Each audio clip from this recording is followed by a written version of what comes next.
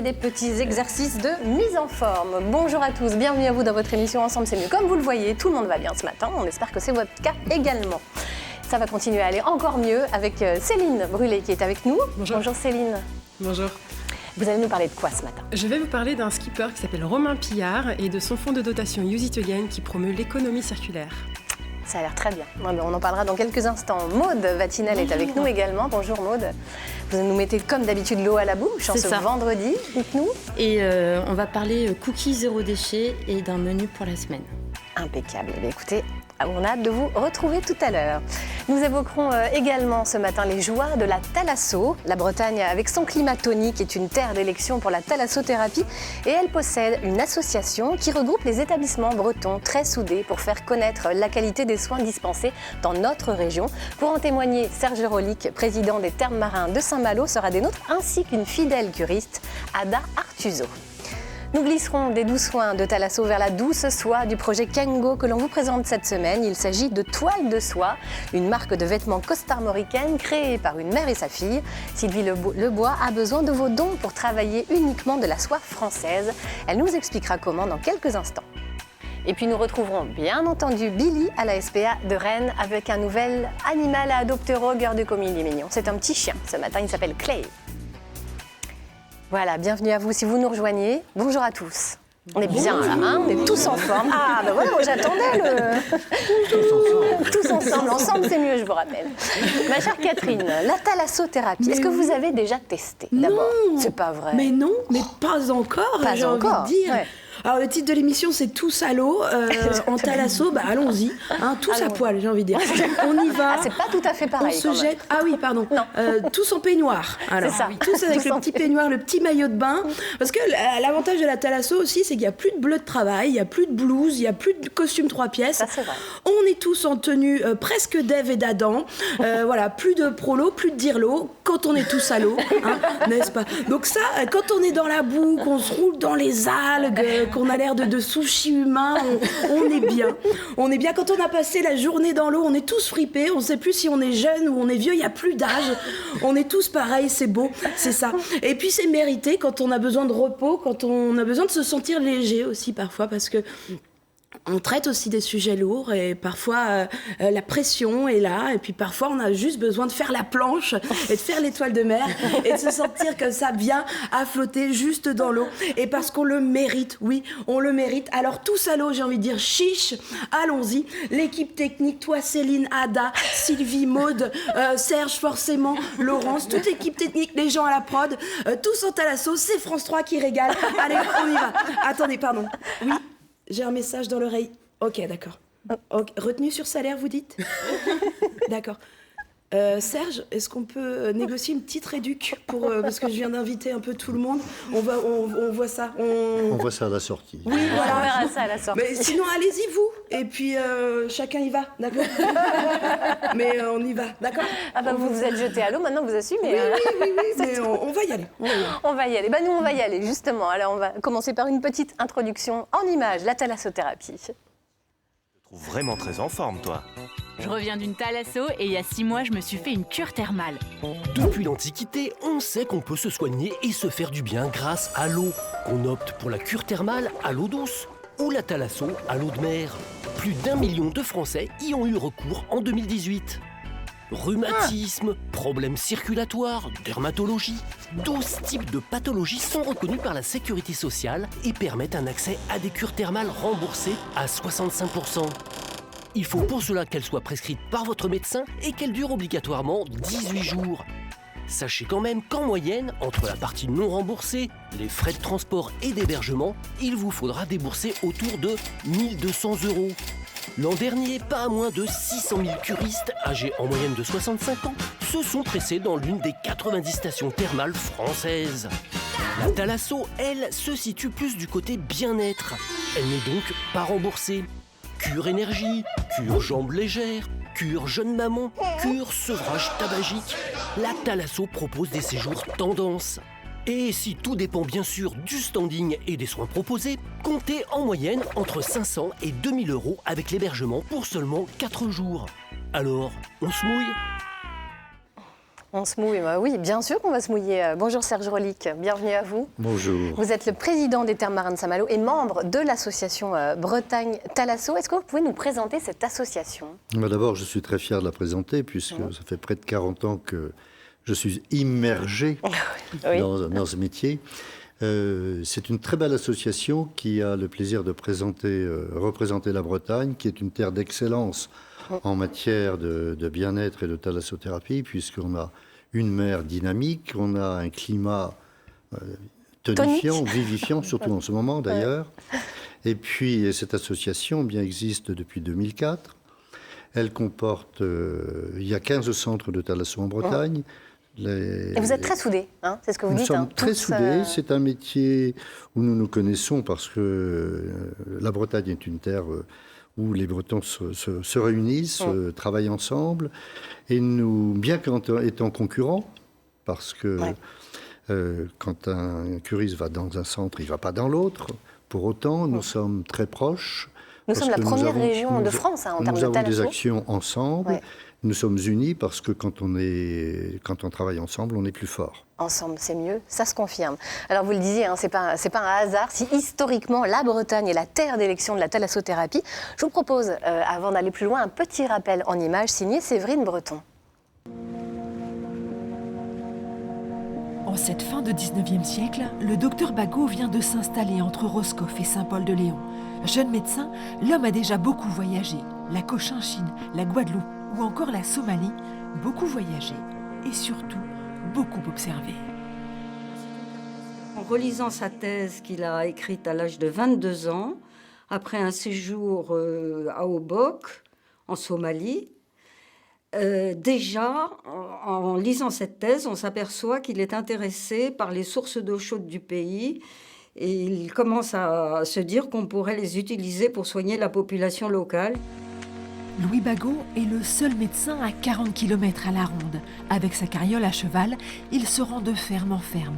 Et pour soulager les souffrances de ses malades, il repense à son séjour dans le golfe d'Aden. Les gens travaillaient énormément dans les champs ici. C'était très cultivateur à l'époque. Et les gens étaient perclus souvent dans les fermes, en plus dans des fermes très humides. Donc, il s'aperçoit que les gens remuent beaucoup plus facilement et de façon beaucoup moins douloureuse dans de l'eau chaude. Et à plus forte raison dans de l'eau de mer chaude qui apporte des qualités supplémentaires. Le docteur Bagot réfléchit, examine. Il commence à esquisser des plans pour des baignoires, des douches avec des jets. Et en 1899, il ouvre l'Institut de Roscoff. Les baignoires étaient des baignoires en cuivre et il y avait une rampe de gaz dessous. Et en fait, on chauffait les gens comme les cannibales chauffaient les gens pour les manger. Lui, il chauffait l'eau de mer et quand c'était bien chaud, on trempait les gens dans l'eau de mer. Mais c'est comme ça qu'était chauffée l'eau. Le docteur Bagot soigne les difficultés respiratoires, les problèmes osseux ou articulaires. Il invite ses patients à respirer l'air de la mer, marcher dans l'eau et même, au scandale, à se déshabiller un peu pour profiter des rayons du soleil. Son fils prend ensuite le relais, imagine des techniques de massage. La thalassothérapie est née. Et voilà l'histoire de la thalassothérapie. Alors, on vient de parler du docteur Bagot, mais pour vous, Serge Rolik, il n'est pas le seul à avoir ouvert la voie justement à ces soins marins. Oui, je voudrais rendre hommage à un personnage qui, au début du siècle, en 1900, et donc tout à fait à l'époque du docteur Louis Bagot, a été quelqu'un de plus important que Louis Pasteur. Il était plus célèbre et il est décédé en 1925 et à son enterrement, il y avait des centaines de milliers de personnes et il est tombé dans l'oubli. Il s'appelle René Quinton. On peut quand même penser au sérum de Quinton qu'on utilise toujours pour les bébés. Le sérum physiologique, c'est lui. Et à l'époque, il avait publié un livre qui a fait date, qui s'appelle « L'eau de mer, milieu organique ».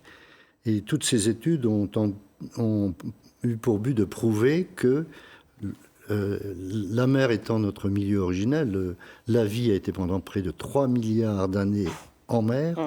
Il y a une analogie entre le plasma sanguin et l'eau de mer. Ouais. Alors pour le prouver, il a mené une expérience extraordinaire. J'aimerais vraiment que vous nous la racontiez. Oui, alors incroyable. il a eu l'idée un jour de vider un chien de son sang. Totalement, mais totalement. Et il a injecté quelques centaines, on va dire 500 décimètres cubes, donc à peu près 5 litres d'eau de mer. À la place et du ce sang. chien, bien, moi, était très perturbé quand même pendant quelques temps. On peut l'imaginer. Le premier jour, il a perdu plus ou moins la vue. Et au bout de 4 jours, les globules blancs et les globules rouges ont commencé à se reproduire. Au bout de 8 jours, le chien était en pleine euphorie.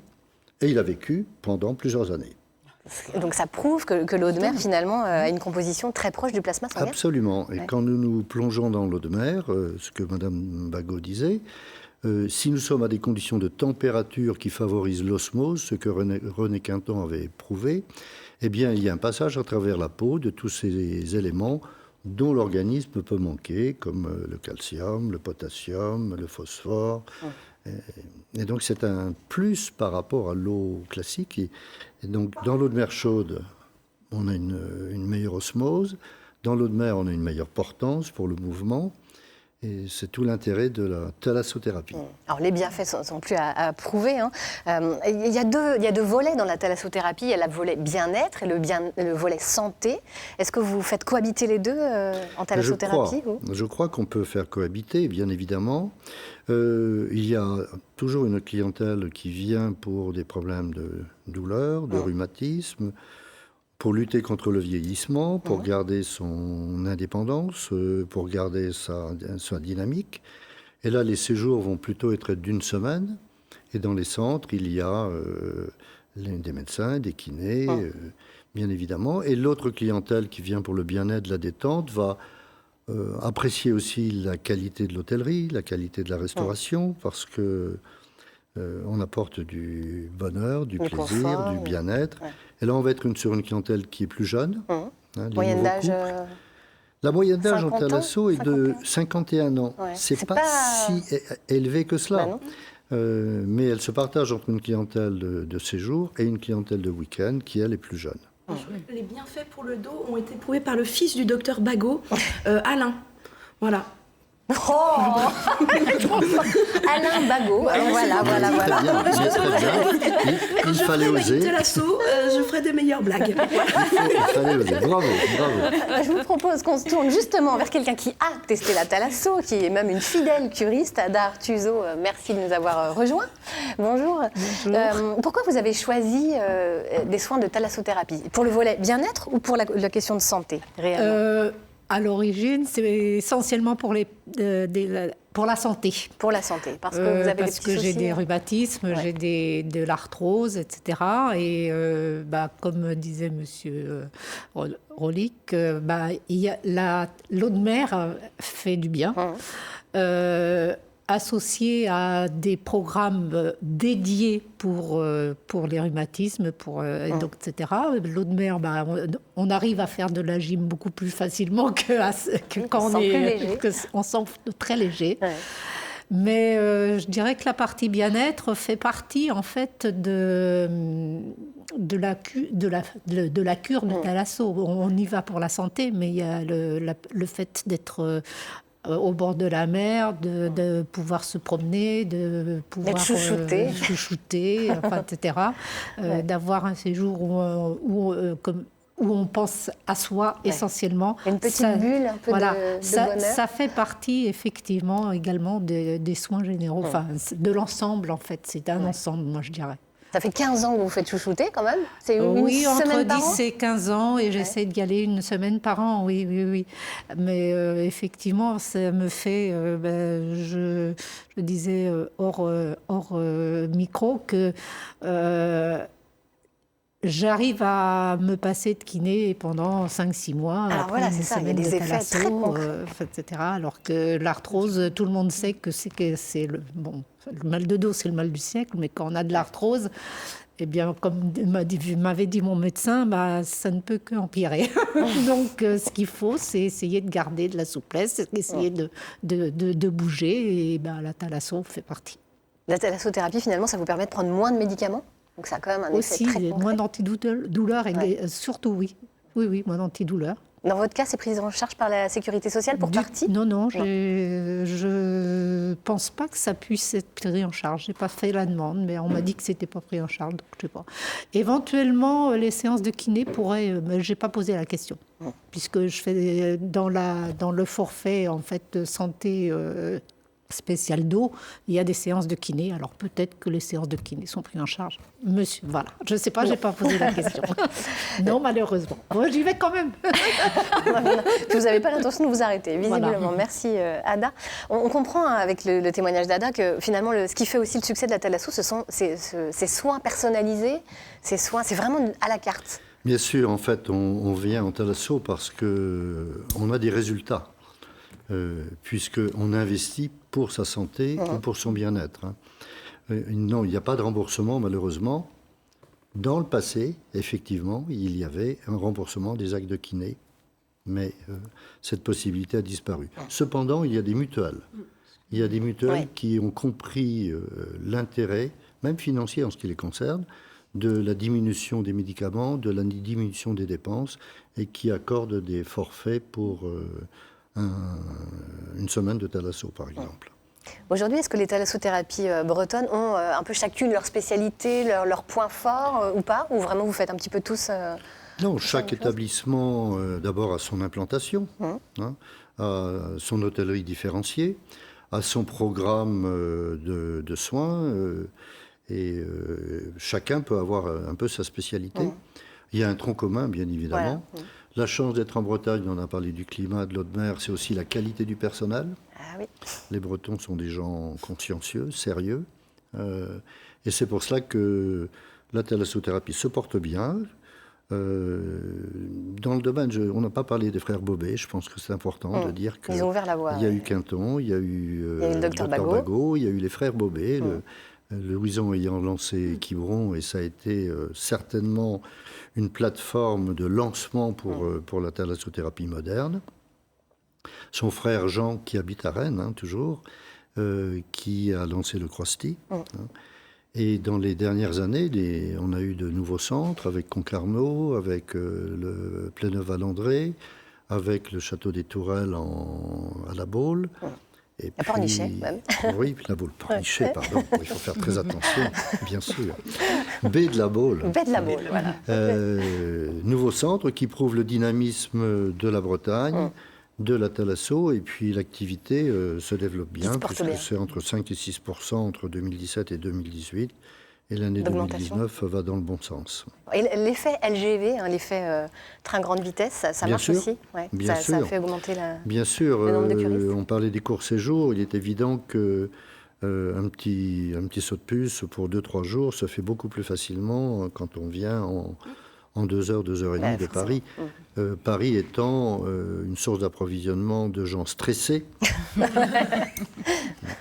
Et représentant quand même plus de la moitié de la clientèle certainement de notre région. D'accord. Bon. Est-ce que vous êtes allés les uns les autres en thalasso? Pas du tout. Moi qui habite à Saint-Malo. Eh ben, va falloir essayer. Sylvie, non plus. Bon. Non, mais j'aimerais bien. Vous voyez, mais elles en rêvent. C'est parce qu'on n'est pas stressé, en fait. N'est-ce pas? On en rêve toutes. Bon, merci. On va en reparler. Oui, on va en reparler. Vous avez quelque chose à négocier avec Catherine, on va voir. Je cherche encore le jeu de mots avec Jean Bobet, Serge. Moi, j'avais fait un jeu de mots avec Alain Bagot. Ouais. Oui. Mais là, non, il n'y en a pas. Alors. Vous avez Jean 3 Bobet. minutes derrière parce qu'on va lancer un petit module. Jean Bobet, Jean Rêvé. Allez, on va retrouver maintenant Jonathan, notre expert en environnement, qui aujourd'hui va nous donner quelques astuces pour fabriquer une bougie écologique. On l'écoute. Bonjour, je m'appelle Tony. Bonjour, je m'appelle Nathalie. Bonjour, je m'appelle Lucie. On a rendez-vous dans la maison des experts avec Jonathan pour fabriquer une bougie écologique.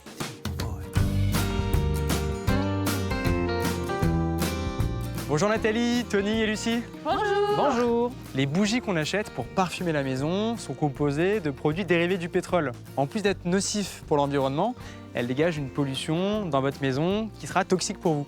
On va fabriquer ensemble une bougie écologique totalement naturelle et zéro déchet. Ça vous dit? Ouais, génial. Super. Allez, on y va.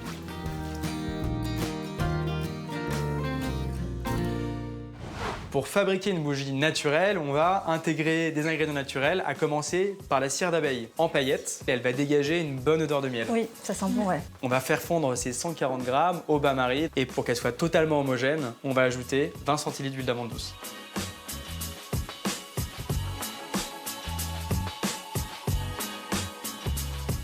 On va maintenant s'occuper de la mèche qui va servir à allumer la flamme de notre bougie. Pour ça, on a découpé 10 cm de coton tressé et tu vas tremper entièrement le fil dans la cire fondue. Et on va pouvoir la sortir et la mettre sur le papier d'aluminium et on va la mettre pour qu'elle se rigidifie complètement 3 minutes au congélateur. On va maintenant parfumer notre bougie et pour ça, je vous propose de mettre de l'huile essentielle d'arbre à thé parce qu'elle a une fonction apaisante et assainissante pour la pièce. On peut en mettre 15 gouttes directement dans notre cire. On va pouvoir ajouter une coloration à notre bougie avec du curcuma pour avoir une belle couleur jaune. Et si par exemple on veut mettre du rouge? Tu pourras mettre des pigments de terre de sienne, qui est aussi un pigment naturel.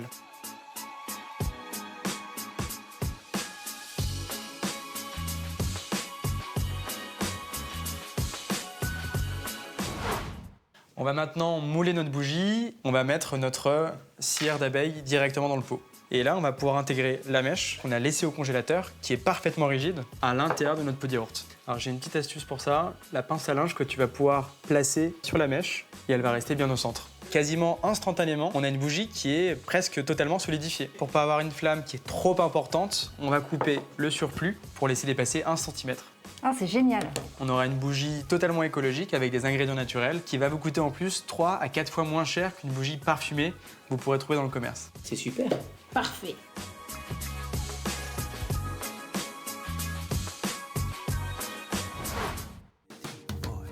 On résume. Pour fabriquer une bougie écologique dans un contenant de 25 centilitres. Faites fondre au bain-marie 140 g de cire d'abeille et 20 centilitres d'huile d'amande douce. Ensuite, plongez 10 cm de coton tressé dans la cire fondue, puis laissez reposer au congélateur. Parfumez avec de l'huile essentielle, puis colorez le tout en jaune avec du curcuma. Versez la cire dans le pot, insérez la mèche et coupez le surplus. Il ne vous reste plus qu'à allumer. Voici une simple recette de bougie écologique et économique. Voilà une belle idée à tester ce week-end, n'est-ce pas? Merci Jonathan. Allez, on va retourner maintenant dans le milieu marin avec vous, Céline. Oui. Alors, en ce moment, des navigateurs se challengent sur la Transat Jacques Vabre et le Brest Atlantique. Et à cette occasion, vous aviez envie de nous parler, nous présenter même un skipper qui est très, très investi dans le milieu nautique et reconnu pour ses actions en faveur de l'environnement. Oui, tout à fait. Il s'agit de Romain Pillard. C'est un navigateur qui se qualifie de marin amateur à un niveau un peu poussé. J'ai envie de dire lol, mais bon, jugez par vous-même. Il a été skipper sur des courses en solitaire, dont celle du Figaro. Il a fait partie de l'équipe d'Hélène MacArthur, une grande navigatrice anglaise, qui a eu le record du monde autour du monde en solitaire en 2005. Il a également participé à la Route du Rhum 2018 et j'y reviendrai sur ce point-là.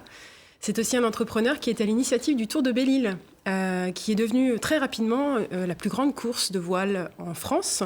C'est un rendez-vous annuel depuis 11 ans qui réunit 500 bateaux sur la ligne de départ de la baie de Quiberon. Donc, amateur, vous dites? Oui. C'est aussi un voyageur. C'est un voyageur qui a parcouru le monde avec sa femme Aurélie et ses enfants. Avant ses voyages, il se posait déjà pas mal de questions sur l'impact du secteur nautique sur l'environnement.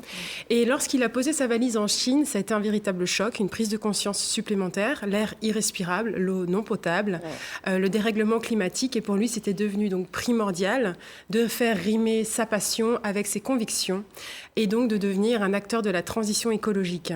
Donc de l'économie circulaire alors. De l'économie circulaire, exactement. Qu'est-ce que c'est l'économie circulaire précisément? Alors l'économie circulaire, on remplace le modèle linéaire qui consiste à extraire, fabriquer... Oui, un schéma, oh là là. Oui, bon, je vais faire simple, plus simple que le schéma.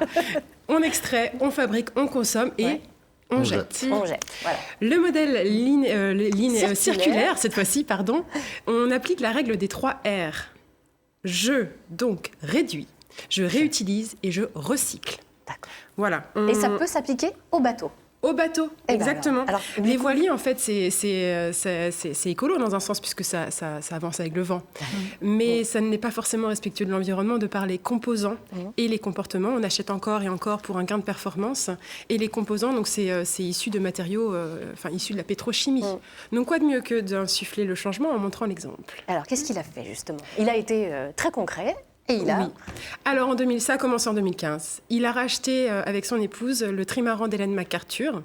Ce bateau de légende de 23 mètres sur 16 qui a fait 2 tours du monde et a enregistré un record, ne naviguait plus depuis 6 ans et était en train de périr sur les quais de Brest. Ils ont eu l'ambition d'en faire l'étendard de leur projet de défense de l'économie circulaire. Ils ont tout récupéré pour faire les voiles, pour faire des pièces détachées pour le moteur. Ils ont fait de la réutilisation aussi de ficelles et de trucs qui font tourner les ficelles, donc les boots et les winches pour les termes marins que je ne connaissais pas. Donc en gros, vraiment, ils recyclent, ils transforment et c'est un vrai travail, un travail incroyable qu'il a réalisé. Ce projet n'aurait pas pu voir le jour sans ce fonds de dotation Use It Again qu'ils ont créé dans le même temps. Ouais. Et donc, sponsors, mécènes, partenaires financiers se réunissent autour des valeurs véhiculées par Romain, qui lui permettent de promouvoir l'économie circulaire auprès des écoles, des entreprises et le plus largement possible. Et Use It Again est aujourd'hui soutenu par le ministère de la Transition écologique et solidaire et également l'Institut national de l'économie circulaire. Amateur, vous disiez Voilà, je reviens. Alors, on est bien d'accord maintenant. Il a l'air quand même bien. Vous vous êtes fait votre propre jugement. Oui, ça y est. Et donc, en 2018, c'est un peu la concrétisation. Il se lance sur la route du Rhum, cap vers Pointe-à-Pitre en Guadeloupe, avec ce trimaran reconditionné. Il a créé la surprise, justement, parce qu'il avait un bateau pas comme les autres et qu'il n'avait pas non plus forcément le haut palmarès de ses concurrents de la même catégorie ultime. Mais sur 124 skippers partis, 78 sont arrivés et il en a fait partie à la 4e place. Donc, c'est vraiment une belle valorisation de son action. Une belle preuve de ses convictions qui est que l'économie circulaire et la performance sont parfaitement compatibles. Exactement. Ouais. Vous êtes voileux, entre guillemets, Serge Rolik? Oui, je l'ai été pas mal dans le passé. Ouais. Vous connaissiez ce projet-là? Oui, j'ai eu l'occasion de regatter en baie de Quiberon, par exemple. Hein. Et vous connaissez ce projet? par exemple. Aussi. Oui. Donc, j'apprécie beaucoup, oui, alors c'était la route du Rhum, c'est Saint-Malo, Guadeloupe. Hein. Saint-Malo, Guadeloupe, Voilà. tout à fait. Mais le départ est de Saint-Malo. J'ai parlé de... À un autre moment. Oui, c'est une belle initiative, j'apprécie beaucoup. Tout à fait. Beaucoup.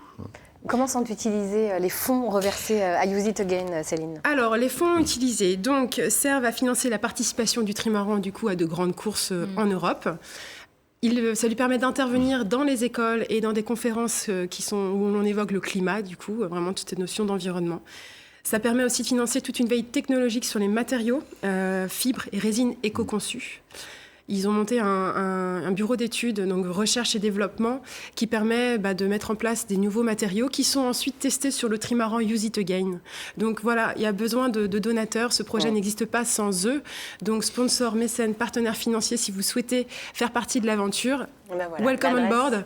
Écrivez à team@useitagain.fr et si vous voulez suivre un petit peu les actualités, il y a une page Facebook, Instagram, Twitter et une chaîne YouTube.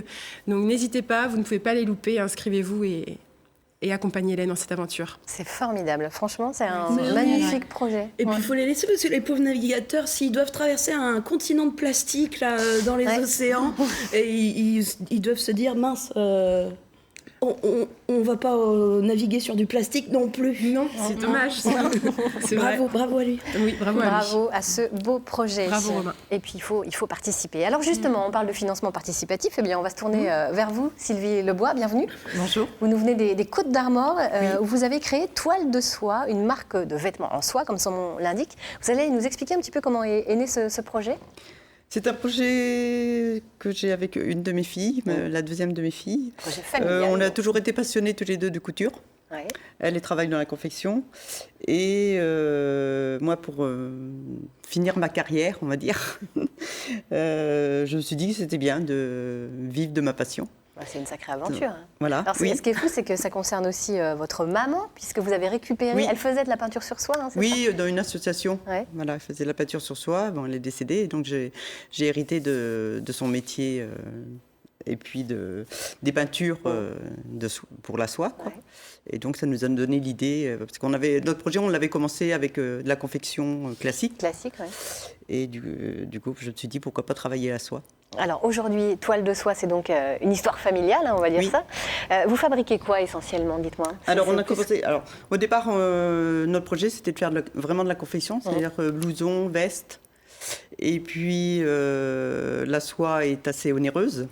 Donc, pour récolter un peu d'argent, pour pouvoir faire, comme on voit sur les photos, là, des blousons et ça, on a commencé par faire des foulards.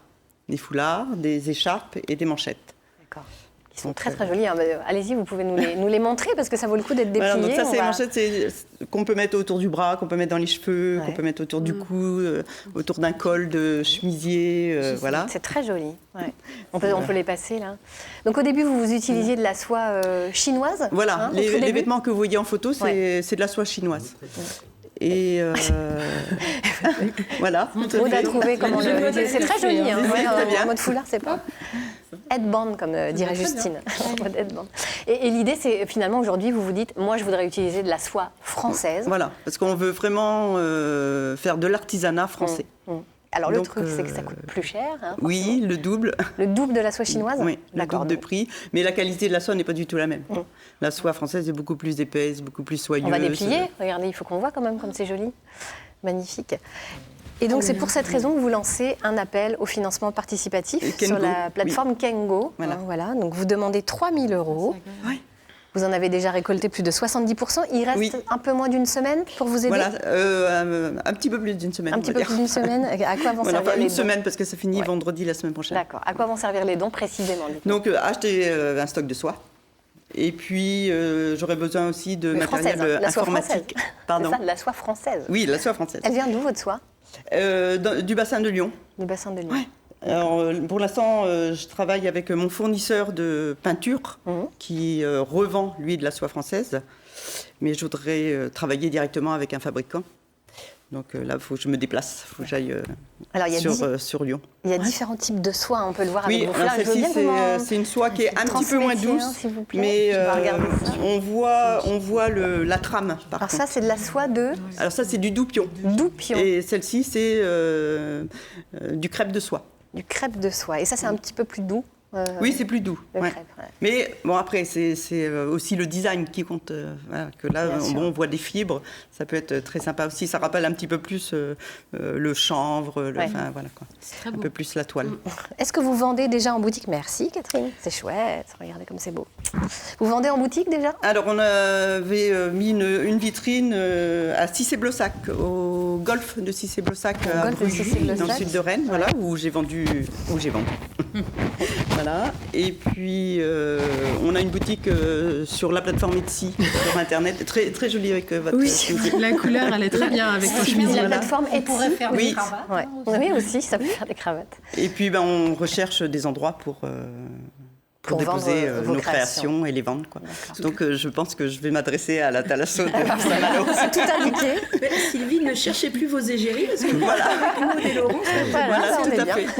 C'est parfait. Vous serez présente également dans des marchés de créateurs et marchés de Noël au mois de décembre. Oui. En Bretagne. En Bretagne. Dans les Côtes-d'Armor, même plus précisément. Oui, alors un peu dans les Côtes-d'Armor et aussi à Château-Giron, en Ille-et-Vilaine. Et à Château-Giron, en Ille-et-Vilaine. Centre du monde, comme tout le monde le sait, n'est-ce pas ? Près de Rennes, donc. Allez. Mais merci beaucoup, Sylvie. Et puis, donc voilà, on retrouve votre projet Toile de soie sur la plateforme Kengo. Il reste une petite semaine pour aider Sylvie Lebois et sa fille. Merci à vous. Merci de m'avoir accueilli. C'est joli, hein. Vous allez accueillir peut-être dans la boutique pour voir ça. On va respecter l'émission tous ensemble. Toujours, ensemble c'est mieux, vous savez bien. Allez Maud, oui. Vous nous mettez l'eau à la bouche depuis le début de l'émission, mais maintenant ça suffit, là, il faut qu'on en parle. Allez, vous nous inspirez pour la semaine prochaine. Exactement, donc lundi, on va commencer par un risotto de sarrasin. Donc je suis toujours dans le sarrasin, mais c'est une façon d'alléger son index glycémique. Et aussi, donc là, au-dessus, on peut voir une petite chips de pancetta. Donc en fait, c'est tout simple. On met soit de la pancetta ou du lard sur une plaque de four et on laisse à 180 degrés quelques minutes. Et comme ça, hop, ça nous sert de décor pour différents plats. Et ça se marie très bien avec le sarrasin. Et en dessert, surtout, on garde notre pain dur qui va nous servir en base de cookies. Parce que le pain dur, c'est de la farine. Ouais. Donc, on peut la réintégrer partout, que ce soit dans des cookies ou dans des différents desserts. Alors, on fait comment? Notre paracis, quand on les miette Alors, soit on les miette, donc on peut taper dessus, on le met dans un sac si on veut se défouler, ou on le met dans un sac et on le passe sur un rouleau. Voilà, pour vraiment, comme ça évite de faire du bruit chez soi, délicatement, et on obtient des miettes, sinon dans un mixeur. Voilà. D'accord. Et en fait, on enlève notre farine, on met pas de farine, et on remplace ces miettes par la farine, et on obtient des cookies. Vous voulez goûter? Bah oui, on va pas vous dire non. Voilà. On va goûter. Moi, je les trouve très jolis. Déjà, ils sont beaux. Voilà. Pendant qu'on va goûter, vous allez continuer à nous expliquer un peu les idées de menu pour la semaine. Merci beaucoup. Voilà. Attends, on va peut-être passer à Sylvie. Oui. Ah là là là. Ah là là. Voilà le cookie à valser. Ah bah moi, je vais pas gâcher. Je vous le dis tout de suite. Merci. Je vais le manger. Le C'est mardi, propre, c'est super propre ici. Il n'y a aucun problème. Pour le mardi, on va continuer. On va faire un repas végétarien, un steak de chou-fleur. Donc, je sais pas si vous avez déjà utilisé le chou-fleur en tant que steak. Donc, Monsieur Rollic dit que c'est délicieux, c'est ça? C'est bon? Ah bon, bah super. Je confirme, c'est super bon. Donc pour notre steak de chou-fleur, on découpe des tranches de chou-fleur entières qu'on laisse griller au four. Donc en fait, on n'a pas cette odeur du chou-fleur bouilli. Et ensuite, on le poêle un petit peu avec des épices. Donc on obtient quelque chose de dur. Ensuite, qu'on peut même paner et intégrer dans des burgers. Donc là, j'ai agrémenté de 3 purées, dont une purée de pois cassés, une purée de carottes et une purée de panais. Voilà. Bon, là, il y a un petit peu de boulot, mais on peut juste faire une simple purée. Et on est toujours en Bretagne, donc des palais bretons. Bah oui. Donc, ce qui est génial avec ces palais bretons, c'est qu'on peut les faire en version individuelle, donc à emporter ou pour le goûter des enfants, mais en version tarte et après garnir de compote et de fruits frais. Et vous avez l'astuce pour réaliser de beaux palais bretons, c'est de les cuire dans des cercles. Mais il ne faut pas beurrer les cercles pour avoir ce côté croûté autour. Ah, voilà. D'accord. C'est ça le secret. C'est ça le secret. Donc, on va passer au mercredi. Et pour le mercredi, j'ai pensé... Alors, j'adore faire cette tarte que vous voyez en photo. Donc, c'est la tarte tata aux oignons de Roscoff. Ah là là, un délice. Voilà, donc ça, c'est vraiment... c'est la saison. J'adore et ça apporte vraiment... C'est un peu caramélisé avec des noix de pécan. Donc, on a un côté caramélisé et croquant en bouche. Et on l'accompagne de cresson de Nantes, qui est également la saison. Et ça va venir vraiment apporter de la couleur en plus avec notre tarte aux ognons de Roscoff. Oh, ça a l'air bon. Et alors, les pommes. Alors, les pommes. Parce qu'on ne sait plus quoi en faire. Là. Donc là, c'est les pommes de mon jardin que j'ai ramassées. Donc, j'ai de quoi en faire. Et là, j'ai dit, bon, allez, on en fait des chips de pommes. Donc, soit on peut, si on a un poêle, on les met au-dessus de son poêle à sécher, ou au four, ou au micro-ondes si on cuit des choses au micro-ondes. Mais ces chips, on peut les intégrer partout, les emporter en encas léger, ou les mettre à l'apéro. Et c'est assez facile à faire. D'accord. Et très rapide. Jeudi, donc... Assez rapidement, parce que là... Voilà, oui. Alors, des soba. Donc, les soba, on les cuit plus rapidement que des pâtes. En 2 secondes, c'est prêt. Donc, elles sont au sarrasin. Les marrons suisses, donc, c'est 3 ingrédients. C'est des œufs, de la crème et de la crème de marron. Et c'est trop gourmand. Ça veut dire c'est délicieux. C'est délicieux, c'est trop bon. Et puis vendredi. Voilà, et le vendredi, on finit par des nuggets de poulet avec des légumes rôtis au four. Et avec, si on a cuit notre potimarron au four, on en garde un petit bout, on le met en purée et on l'intègre dans un moelleux potimarron. Voilà, donc en fait, on profite du four qui est allumé pour tout cuire en même temps et ça suffit. Et en plus, c'est on se régale. Et on se régale. Voilà, encore l'eau. L'eau, c'est le fil conducteur de cette émission. C'est le cycle de la vie. Bon, on va tester tout ça. Et puis, on retrouve toutes les recettes, de toute façon, sur la page Facebook de notre émission Ensemble, c'est mieux, France 3, Bretagne. Voilà. C'est maintenant l'heure de retrouver nos petits amis de la SPA. Alors, il y en a un qui n'a pas besoin de remise en forme. Je peux vous dire, il sera peut-être votre bain de jouvence. Je ne parle pas de Billy, même s'il est magnifique. Mais je parle de Clay, le petit chien qu'il est allé voir à la SPA de Rennes. C'est parti, découvrons-le. Allez, on y va. Alors, bonjour. Bonjour. Alors là, on a une petite crapule. Il n'arrête pas de bouger. Là, sur la caméra, ça va être compliqué. Comment il s'appelle? Alors, il s'appelle Clay. Là, il a ma taille. Oh, le dis donc, c'était mes doigts, là. Donc il est un petit peu... Claire, hein, c'est ça? Il s'appelle Clay, c'est un petit chien qui a été adopté chiot, qui est revenu 2 fois, parce qu'il fait des bêtises et qu'il est très dynamique. D'accord, donc c'est un Pourtant, petit jeune homme. c'est pas faute de prévenir, hein, vraiment, on le sait qu'il est comme ça, il a rien appris en fait, ce petit chien. Il a besoin de tout apprendre, il voudrait me voler mes friandises. C'est les petits chiens, ça, regarde, ça bouge tout le temps, puis ça aboie en général aussi, ces petits chiens. Alors lui, il n'est pas trop gueulard, encore ça peut aller, mais c'est vrai qu'il est assez dynamique. Voilà, c'est un croisement de fox avec, on pense peut-être un peu de teckel, donc des petits chiens quand même, voilà, petits mais costauds dans le tempérament. Et du coup, il a besoin, ce petit chien, d'être stimulé. C'est pas un petit chien de canapé, quoi. D'accord, ok. Petit sportif. Ah, pour les petites balades dans la forêt, ce genre de choses. Oui, tout à fait. Des petites balades, des randonnées, du sport. De la stimulation, enfin des activités, de l'agility. Il y a plein de choses à faire avec son chien. Quel âge il a, on l'a dit? Il a 1 an.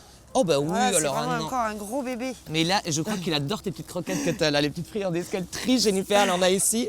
Et le petit Clay, là, bah oui, il va te balader un petit peu là, regarde. Donc il a 1 an, donc ça veut dire qu'on peut encore lui apprendre plein de trucs. Oui, juste à n'importe quel âge on peut apprendre, mais alors là, il demande que ça, justement, ce petit chien. Donc il faudrait être à la maison toute la journée, du coup? Il pourra supporter quelques heures de solitude, mais c'est pareil, si on lui consacre suffisamment de temps. Bon, avec sa petite taille-là, il ne doit pas faire non plus des grosses bêtises. Il mange pas un canapé, par exemple. On sait jamais, hein. On sait jamais. Bon, Claire, regarde, c'est là qu'il fallait. Ouais, regarde, c'est là-bas la caméra. Bon, Claire était là aujourd'hui, hein, un peu speed, on l'a vu, mais est-ce qu'on l'a vu? J'espère qu'on l'a vu, vous les filles sur le plateau, vous allez nous le dire. Enfin, les filles et les gars d'ailleurs. Donc on fait à tous, on vous souhaite bon appétit, parce que là c'est l'heure de l'appétit. Et puis Claire, nous on va continuer à lui faire des petites calipettes. Bien à manger, allez, surtout. à tout à l'heure, non, à bientôt tout le monde. Bon, bien en forme, le petit Clay. Un petit enveloppement aux algues, peut-être pour le calmer. On lui a fait des injections d'eau de mer sans doute, n'est-ce pas? Sans le cadeau. C'est peut-être le chien du docteur Quinton. Tiens donc, c'est peut-être ça. Merci beaucoup d'avoir été avec nous. Merci pour votre bonne humeur à tous. C'est déjà fini pour aujourd'hui. On se retrouve donc lundi à 10h45. Nous nous intéresserons aux diagnostics immobiliers. Eh bien oui. Dans quelques instants, vous retrouvez votre série Itinéraire Bretagne avec une immersion à Carhaix proposée par Isabelle Rettig. Elle a notamment rencontré un luthier qui recycle des portes de bois. Vous verrez cela tout à l'heure. À midi, ce sera l'heure de votre journal régional. Mais écoutez, on vous souhaite une excellente journée sur France 3 Bretagne. Ce week-end, n'hésitez pas, testez les cookies zéro déchet de Maude. Tester quoi encore? Qu'est-ce qu'on va tester? Faites des dons. Faites des dons. Allez sur la plateforme It Again. Allez sur Kengo. Et puis prévoyez une petite thalasso quand même dans les semaines à venir. En Bretagne. En Bretagne, bien entendu. Allez, on vous souhaite un très bon week-end. À lundi, 10h45, Kenavo.